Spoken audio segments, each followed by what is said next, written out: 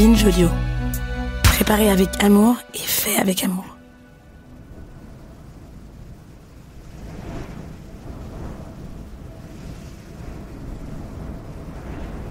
En revisitant mon histoire avec Alex, j'ai compris qu'on s'était trouvé à un carrefour au moment de la dispute. Il y avait deux voies.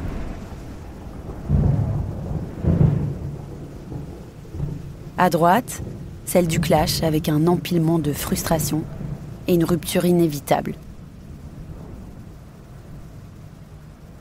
Tout nous a poussés à emprunter cette voie. Mais qu'est-ce qu'il y avait à gauche alors ?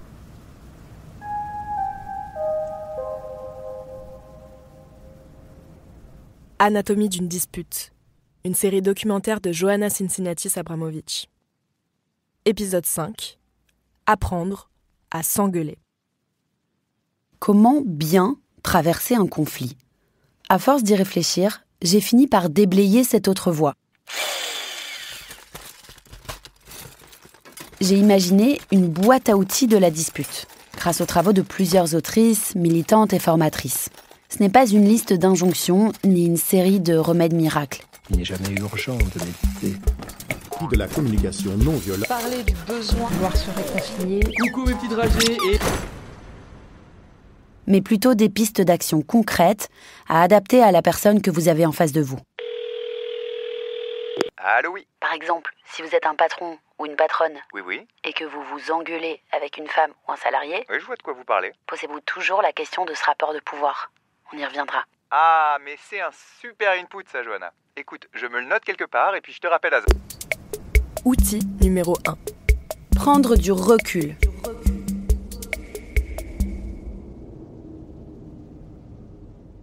Rappelez-vous de ce que disait Sarah Schulman dans l'épisode 4.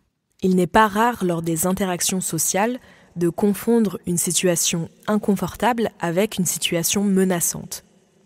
Est-ce un conflit ou une agression ? Une amie qui annule un rendez-vous, est-ce que c'est inconfortable ou vraiment grave ? Demandez-vous si, dans un autre contexte, à un autre moment, vous auriez réagi pareil. Parfois, on est plus irritable. Ou juste moins flexible. Numéro 2. Sortir du numérique. C'est devenu mon premier réflexe. Les modes de conversation numérique ne laissent pas le temps d'intégrer les émotions. Et de formuler avec clarté nos idées. Parfois on dit vert et l'autre lit bleu. N'imposez pas un mode de communication à l'autre. Ça crée un rapport de force. Et si vous vous disputez par message, promettez-vous qu'un échange écrit sera suivi par un rendez-vous en face à face. Le numéro 3. Ralentir, mais sans se taire. Ah oui, sans se taire, là je suis complètement d'accord avec toi. Par contre, pour le côté ralenti... La vitesse est le pire ennemi. Dans la hâte, on peut dire des choses qu'on ne pense pas et qui condamnent la relation. Alors si on sent que l'échange s'engraine, on le met sur pause. Une discussion peut s'étendre sur plusieurs mois. On peut proposer un délai de réponse. Ça permet de laisser refroidir des émotions sans pour autant se taire. Et à propos de ça... Numéro 4. Bannir le silence.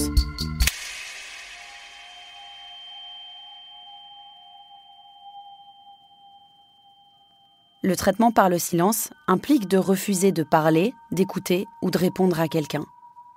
Le mutisme actif peut être vécu comme une punition. Pour beaucoup, c'est une violence psychologique qui peut faire remonter un traumatisme. Vous pouvez bouder tout en disant que vous en avez besoin avant de revenir. Outil numéro 5. Maintenir un lien.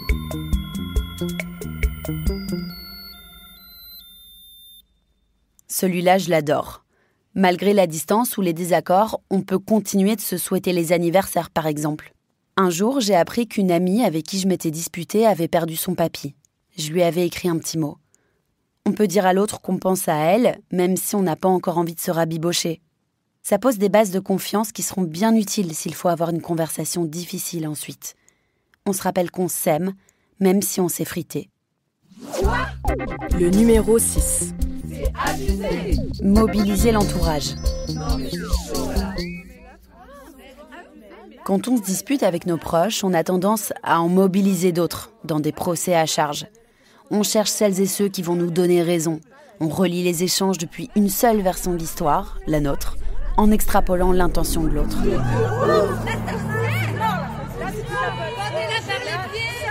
Sauf que ça engraine la machine et on finit par déshumaniser l'autre.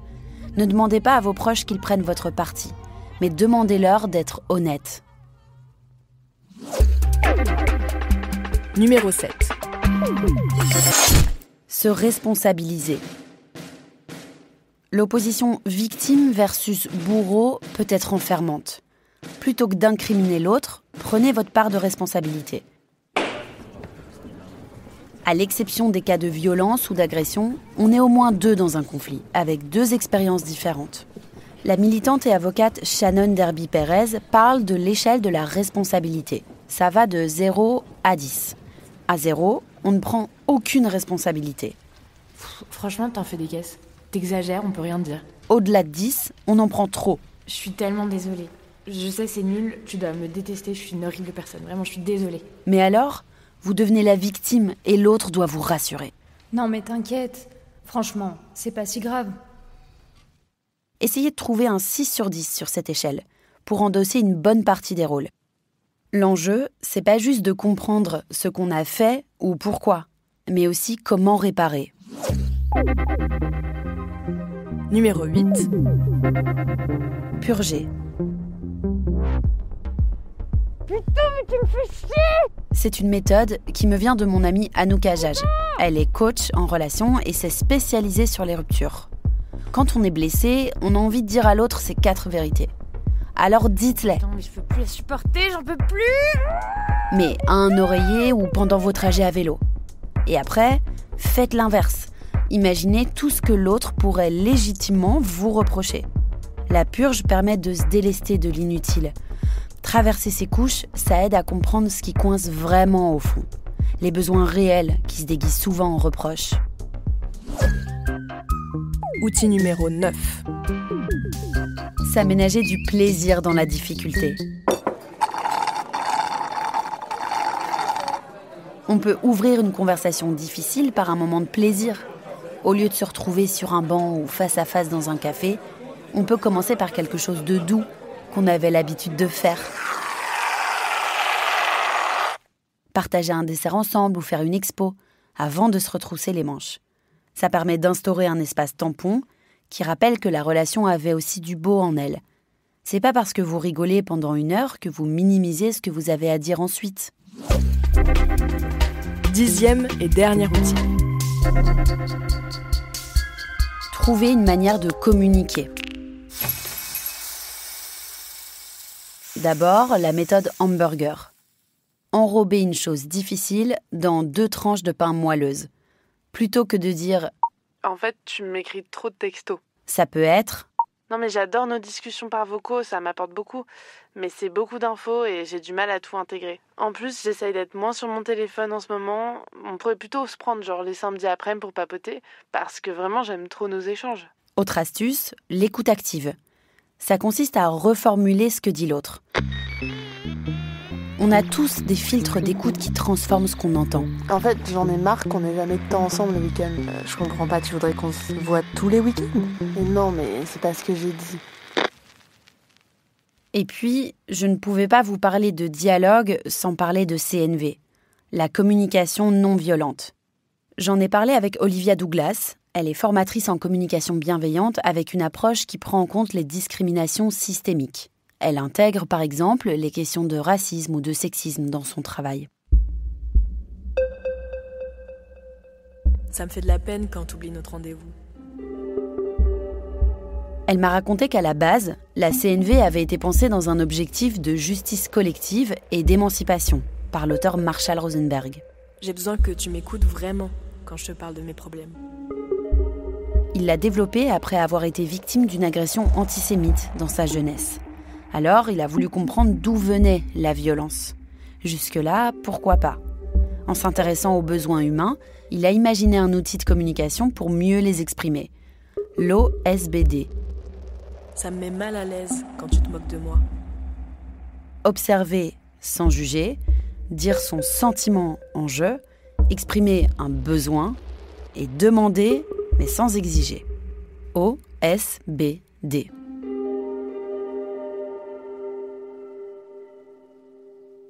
Au lieu de dire « Non mais t'es jamais disponible pour moi », on pourrait dire « Quand je viens à Bruxelles, on a des agendas très pris.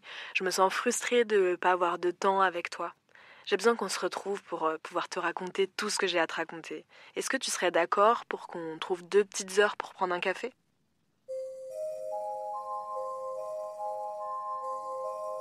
La qualité de la relation que nous entretenons avec les autres est directement proportionnelle à la qualité de notre communication. La communication non violente permet une meilleure identification de ce qui se passe L'utilisation de la communication non violente va engager un début de reconnaissance de la violence chez ceux qui créent une vraie connexion. Le souci, c'est que la communication non violente se présente comme un outil accessible à tout le monde, un outil universel. D'abord, les formations à la CNV, ça peut coûter jusqu'à 20 000 €. Et en plus, pour Olivia Douglas, c'est devenu un outil complètement dépolitisé, presque du développement personnel. En réalité, non, tous les humains n'ont pas les mêmes besoins. Dans un groupe de travail entre étudiants, une jeune femme en galère à chaque fin de mois aura d'autres priorités qu'un fils à papa qui lui reproche de ne pas faire sa part du taf. Et elle aura d'autres chats à fouetter que de se former à la CNV pour régler leur embrouille.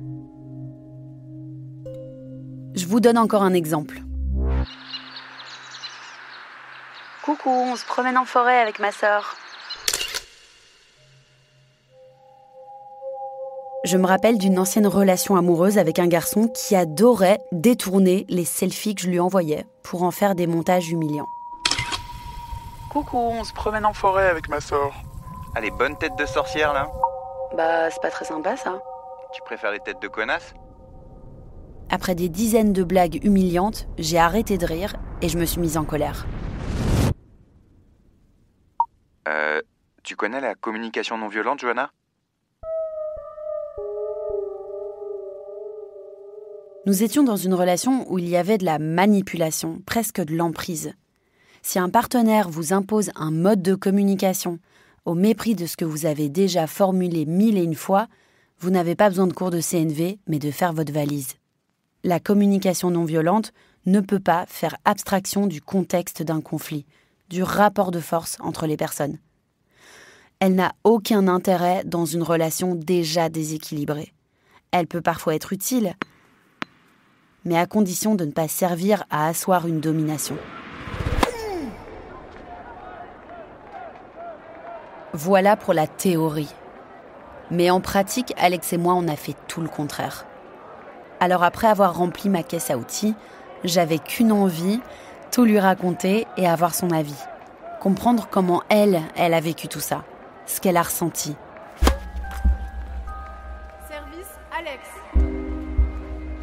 Refaire le match, quoi. Le philosophe Maxime Rovère explique que dans toute dispute, il y a quelque chose à comprendre d'un système plus vaste. Une altercation, ce n'est jamais que 2 individus. Les disputes sont des occasions à ne pas louper, parce que si on ne comprend pas ce qui s'est joué, elle reviendra encore, encore et encore.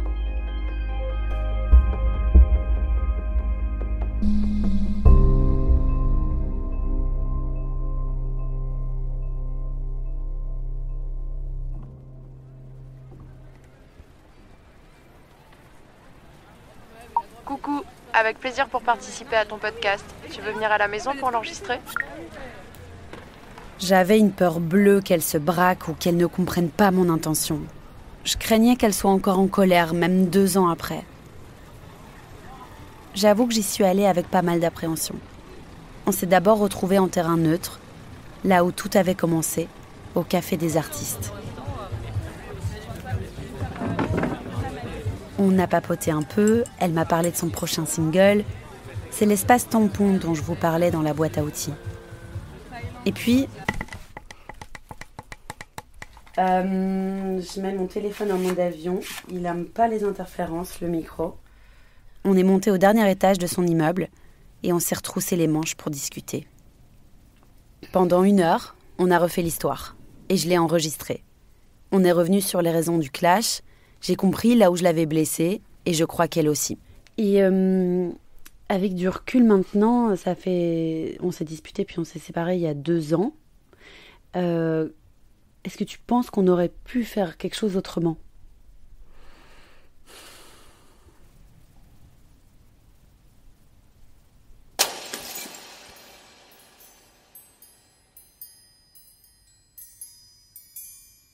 J'avais très envie de vous livrer cet échange, de mettre dans vos oreilles chaque mot qu'elle a prononcé et l'émotion qu'il renfermait. J'avais aucune envie de livrer seulement ma version de l'histoire. Puis, à sa demande, je lui ai fait écouter ce dernier épisode en avant-première, avec son témoignage dedans. Elle a eu accès à ce récit avant vous. J'imaginais un happy end, tout en ayant encore très peur d'un conflit. Mais on aurait bouclé l'épisode 5 ensemble.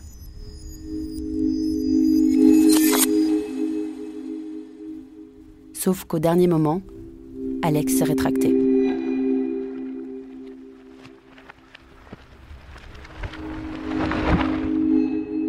Dans le judaïsme, il y a un concept qu'on appelle le tikkun olam.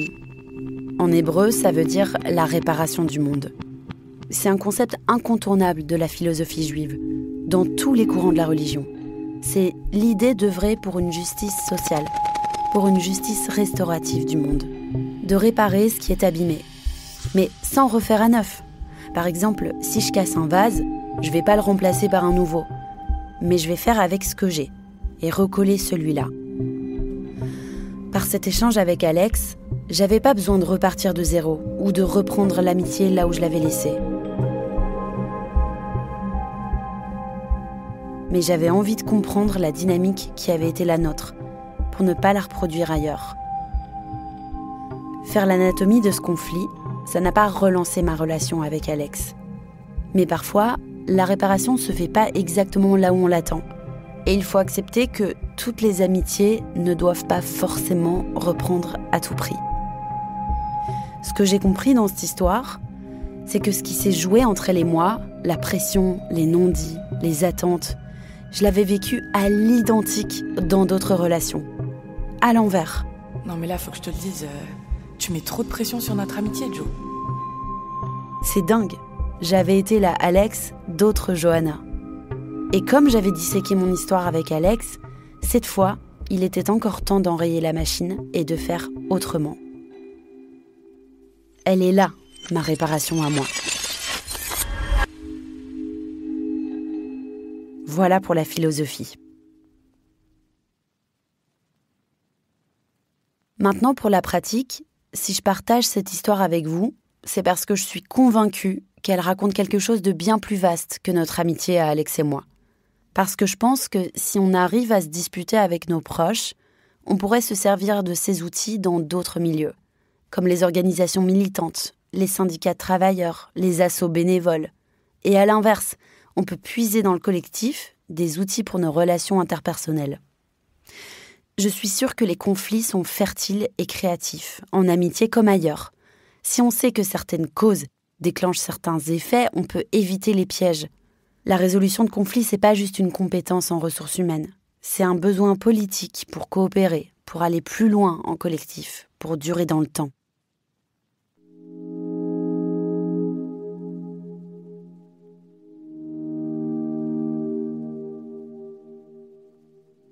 À l'exception des désastres naturels, la grande majorité des souffrances et des négligences à l'encontre de la vie humaine résultent du caractère excessif de nos réactions face à la différence. Elles se manifestent à travers notre résistance à affronter et à résoudre des problèmes, autrement dit, à refuser de changer la manière dont on se considère soi-même afin d'assumer ses responsabilités. Par conséquent, la manière dont nous envisageons le conflit, dont nous y répondons, est déterminante pour pouvoir vivre ou pas dans une situation de paix et de justice collective. Sarah Schulman, le conflit n'est pas une agression. J'ai eu envie de travailler sur le conflit car autour de moi, je ne voyais que ça. Pas une semaine ne passe sans que j'entende parler d'un groupe féministe qui s'est écharpé, d'un collectif juif progressiste qui s'est déchiré ou d'une asso queer qui a volé en éclats. À chaque fois, c'est le même schéma. Des gens qui ont besoin les uns les unes des autres, qui veulent que ça marche, qui vont dans le même sens, qui ont tout pour s'entendre et qui échouent. On se dit souvent que si on s'aime ou si on défend les mêmes causes, ça ira. Mais non en fait. Et au final, des liens puissants, des envies communes, des projets désirables finissent à la poubelle. Quel gâchis! Et quel danger aussi! Si demain, l'extrême droite arrive au pouvoir, qu'est-ce qui va se passer si on ne sait pas faire corps? D'autant que nos ennemis politiques se nourrissent de nos querelles intestines. Ils savent très bien qu'on excelle dans l'art de se désunir. Les questions économiques, les questions démocratiques. On est en train de voter l'union que nous bâtissons ensemble, une union qui dépasse les partis, vous le savez, ça a été dit dans les fêtes de quartier, sursaut populaire. En juin 2024, la menace était imminente. L'Assemblée nationale dissoute, les élections législatives anticipées. Il a fallu se réveiller à gauche. Je m'en souviens, dans les groupes militants, on n'était pas d'accord sur tout, mais on a réitéré notre désir de faire front. Alors ok, c'était surtout parce qu'il y avait urgence, mais c'était aussi grâce à l'intelligence collective et la confiance. Et ça a marché à ce moment-là. De façon à rassembler les gauches. C'est le programme commun, rien que le programme commun, mais tout le programme commun. Le gouvernement de Front Populaire est constitué. En amitié comme en politique, les conflits sont souhaitables. On a besoin de les traverser avec nos amis, avec nos amants, avec nos camarades de lutte pour mieux s'accorder ensuite. Même si je n'ai pas renoué avec Alex, je continue de chérir d'autres amitiés féminines qui traversent aussi des conflits. Les femmes, les minorités de genre, la famille queer, les minorités culturelles ou religieuses, on n'a pas le luxe de se déchirer à ce point. Parce que pendant que les amitiés féminines se défont, les hommes puissants continuent de faire tourner le monde. Pendant que nos collectifs s'invectivent sur Instagram, des gouvernements fascisants continuent d'imposer leurs programmes. Pendant que des travailleurs se déchirent dans leurs syndicats, leurs patrons continuent de s'enrichir. Alors bien sûr, on est fatigué. Bien sûr, c'est plus facile de tout envoyer bouler. Qui a envie de s'asseoir et de décortiquer une dispute avec une amie quand on a une journée harassante derrière soi, une planète en surchauffe, des droits et des libertés qui reculent? Bien sûr, c'est plus confortable de tracer sa route en allégeant son sac à dos. Allez, une de moins. Mais en face, nos opposants savent qu'on se dispute sans réparation. Résoudre un conflit, ça relève pas que du développement personnel. La manière qu'on a de l'aborder est décisive.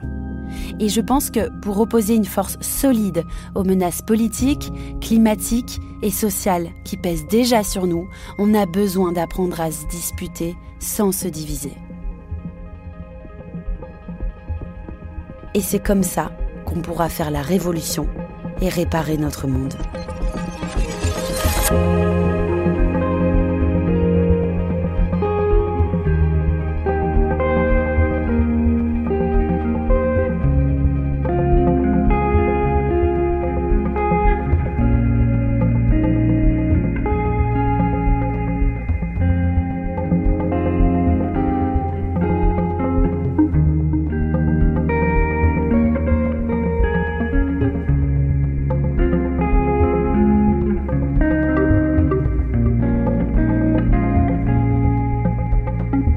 Anatomie d'une dispute est une série documentaire de Johanna Cincinnatis-Abramovic diffusée dans Le Cœur sur la table, un podcast créé par Victoire Tuaillon et produit par Binge Audio.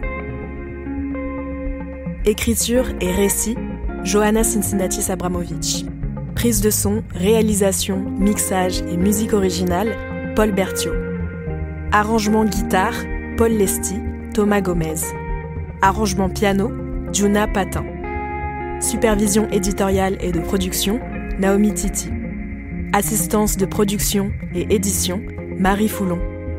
Développement de projet, Victoire Tuaillon et Naomi Titi avec la participation de Lucille Leboutet. Identité visuelle, Lise Niederkorn. Marketing et communication, Lise Niederkorn et Léna Fourgeot avec Jeanne Longhini. Responsable des productions éditoriales, Charlotte Bex. Rédaction en chef, Thomas Rozek. Direction de production, Alban Philly. Responsable administrative et financière, Adrienne Marino.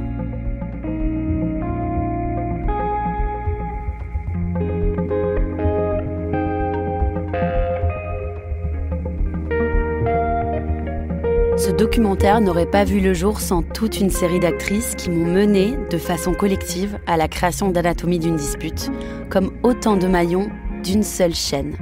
Le premier maillon de cette chaîne, c'est mon amie Camille Test. Merci de m'avoir mise sur la voie de Binge Audio, le studio de podcast pour lequel j'ai rêvé de travailler depuis le jour où je suis devenue journaliste. Grâce à toi, j'ai rencontré une certaine Victoire Toyon. Merci Victoire de m'avoir reçue chez Binge, 1 fois, 2 fois, 3 fois, et d'avoir cru en mes idées, de les avoir arrosées comme on prend soin d'une petite plante prête à éclore. Tu as fait confiance en mon travail au jour 1. Merci ensuite à toi, Naomi, pour la douceur et l'intelligence de ton accompagnement à l'automne 2024. Avec Marie, bras droit de l'équipe et précieuse voisine de bureau, j'ai trouvé un cocon de rire et d'échanges en pleine grisaille. Ce projet n'aurait pas jailli à vos oreilles sans la créativité de Paul et ses idées généreuses. Paul, je te décerne sans l'ombre d'un doute l'Oscar du meilleur réalisateur. Merci Lise pour la vignette de la série. Ton trait fin et précis a donné un visage à cette histoire.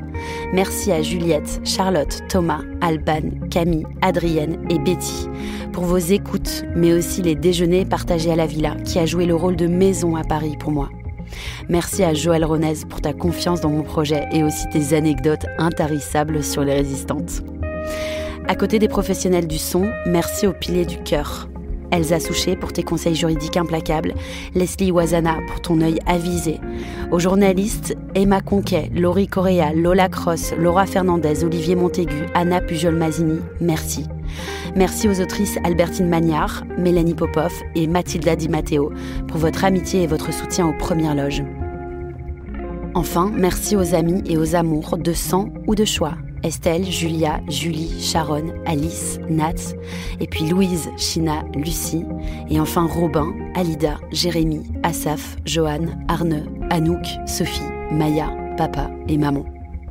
Mathieu, merci d'avoir été mon premier confident de ce rêve formulé à voix haute un jour d'octobre sur une route de Bretagne. Je voudrais aussi dire merci à toutes celles avec qui je me suis disputée, avec ou sans résolution, avec ou sans boîte à outils, avec ou sans issue. Je nous souhaite des espaces de réparation et des victoires individuelles et collectives. Pour finir, n'oubliez jamais de vous engueuler, de lutter et d'avancer, mais faites-le avec amour. À bientôt, Johanna.